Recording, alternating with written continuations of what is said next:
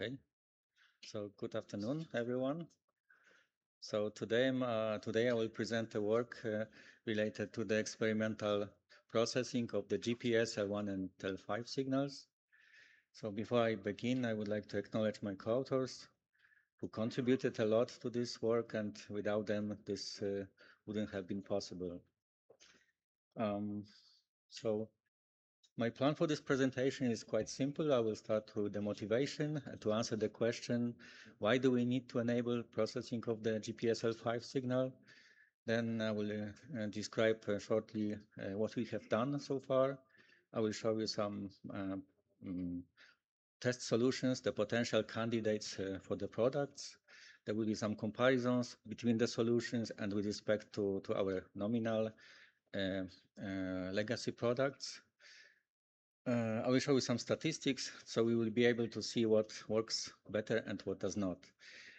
Point number 3 is for those, especially for those who would like to use L1, L5 based products for the applications such as PPP or LEO POD, and then summary at the end.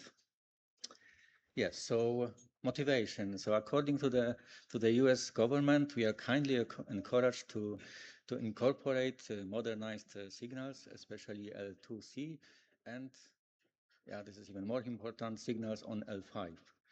So signal, in short, signal L5 signal is designed in the way to meet very high requirements, for example, in terms of the safety of life. So it has wider bandwidth, less noise, and this makes the signal far more robust or resistant to interference and to jamming. So you can also see that the L5 signal enables the better interoperability with other systems like Galileo, Beidou, and QZSS. So because we are simply talking about the same frequency. Another message is that as soon as we have 24 satellites transmitting on L5, the old signals will remain unchanged for at least 2 years.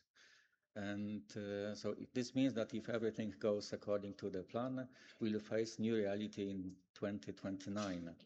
And in some sense, we already face this new reality because there are some LEO satellites which rely on L1, L5 GPS signals. They don't really observe L2.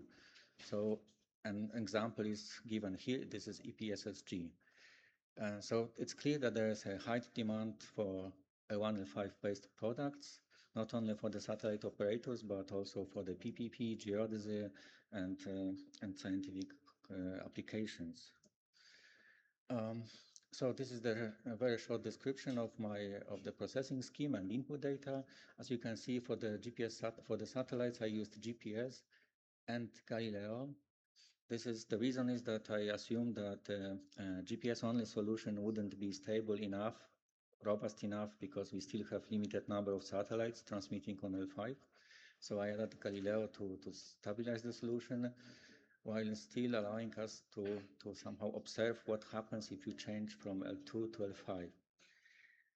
When it comes to the stations, then I selected 220 stations that meet the following requirements. So first of all, they have to observe GPS L1, L2, L3, L5, and they need to have, let's say, robot calibrations for all the relevant frequencies. Everything is processed with the Bernice GNSS software using slightly modified operational routines. And as you probably know, we work in the double difference mode. So in the first round, we get the orbits and ERPs, and in the second round, we calculate corresponding clocks and OSBs. That's very short description. So based on that, I created several test solutions, which I'm going to describe from the next slides. But before going further, I just want to mention that apart or in parallel to the investigation of L1, L5, I also tested the impact of different antex files on the solution. So on one hand side, we have IGS antex with some missing calibrations for L5, GPS L5. On the other hand side, we have LMB antex with the full manufacturer calibrations for L5 for all frequencies, GPS frequencies. This file is actually publicly available, at least one of the versions. and you can download it together with the corresponding paper by Oliver Montebrook et al. So I will give you some coordinates at the end of my talk.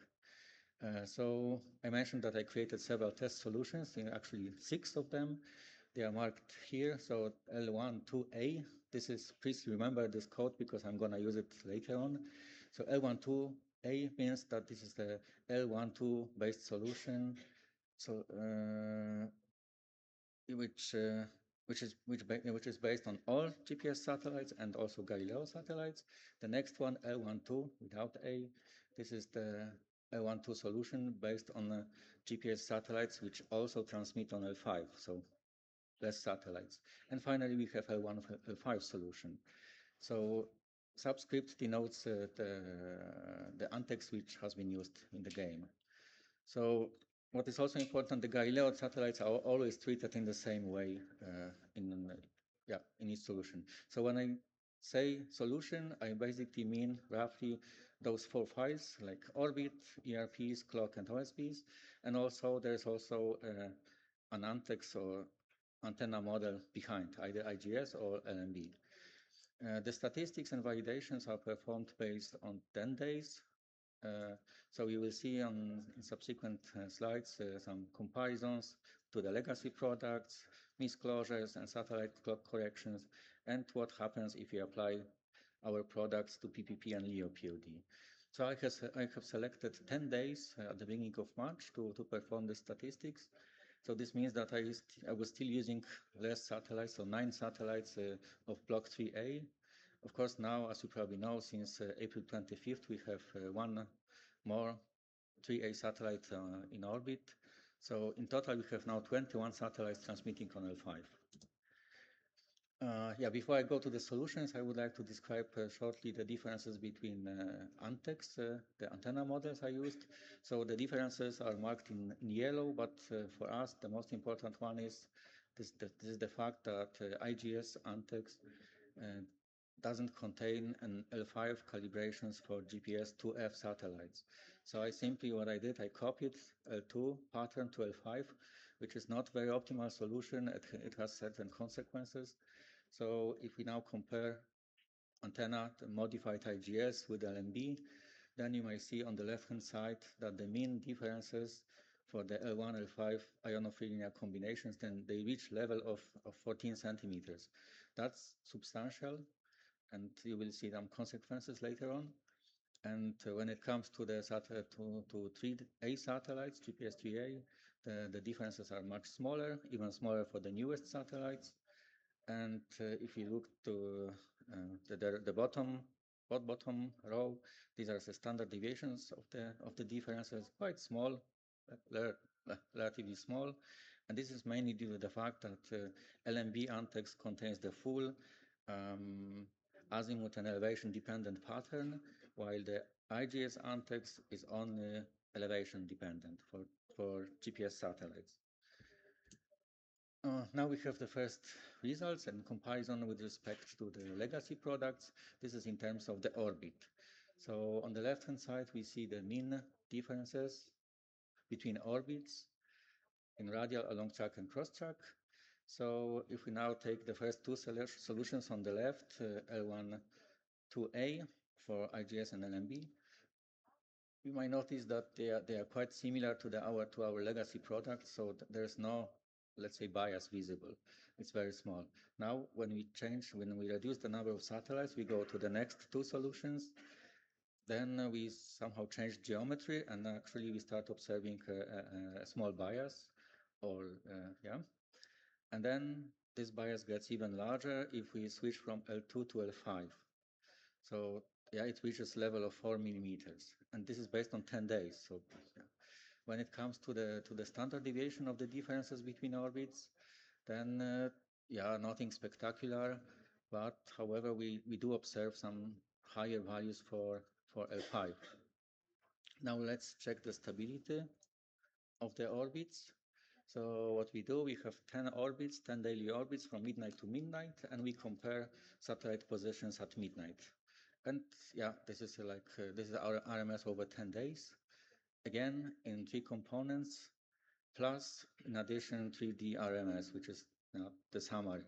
So now we can conclude that actually the stability of the orbit based on L1, L5 signals is a bit better than the rest. So although, as you remember from the previous slide, yes, these orbits were slightly biased, right? So slightly biased, but more stable.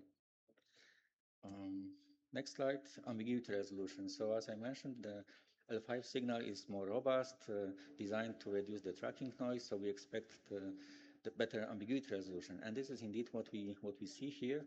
So for GPS satellites, so let's compare the second solutions with the same number of satellites, 50-50. And what we see here, it's for GPS satellites, the ambiguity resolution rate becomes as high as for Galileo satellites, which is good. This is what we have expected. Next slide, let's observe the clocks, satellite clocks. So to be fair, I'll say for the fair comparison, I used just one L1, L1, L2 based orbit to calculate L1, L2 and L1, L5 clocks. And this is the difference between two clocks. So for Galileo satellites, we just observe tiny noise, which is expected because I always treat Galileo in the same way. For GPS block 3A, the differences are quite larger, but here I actually use different observations, L1, L2 versus L1, L5, and this is still okay. However, for block 2F, we observe something different, and this is the well-known phenomenon due to the thermal effect. So we observe once and twice per revolution term with the amplitudes highly correlated with the beta angle, which is the elevation of the sun above the orbital plane. So it's clear if you look at the bottom plot that there is, I mean, we need dedicated clock corrections for those satellites if you would like to use L5 observations. Now let's see what happens if we apply our products to PPP, for example. So nothing spectacular if we just investigate the coordinate repeatability in terms of the RMS over 10 days. So we just observe the standard variation in northeast and up component. And if we calculate the average over all the stations and summarize this in a bottom plot, then then we can clearly see that the performance and stability of the coordinates does not really depend on the products or the solutions that I have in the game. So we continue with the PPP to see what happens.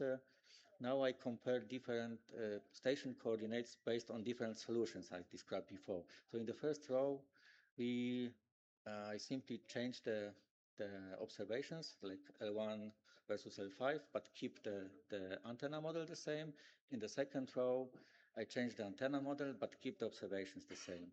So what we can learn from that any changes introduced by different antenna models are relatively much smaller, or relatively smaller than all the changes related to the different observations, like L1 versus L5. What is also interesting, if we calculate average across all the stations, we see some small bias on the left up and down plot, top and bottom. There's a small bias in up component, like 1 millimeter. And this is happening whenever we have IGS antennas and L5 observations in the game. And do you remember that I copied L2 pattern to L5 pattern for GPS 2F satellites? And this is probably what now translates into the station coordinates.